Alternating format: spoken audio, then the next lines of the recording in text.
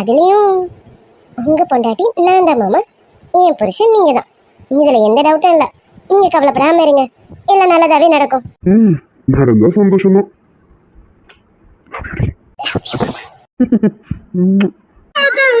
நான் வேர் வேறாய் அடவே தேனே, ஒரு பால் பார்வை உன்னை பார்த்தேனே பெண்ணே நீ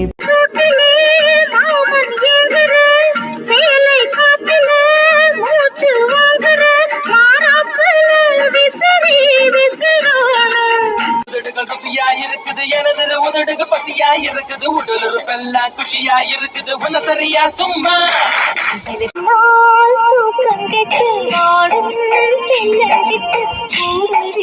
உன்னை தொட்டு கொஞ்சம்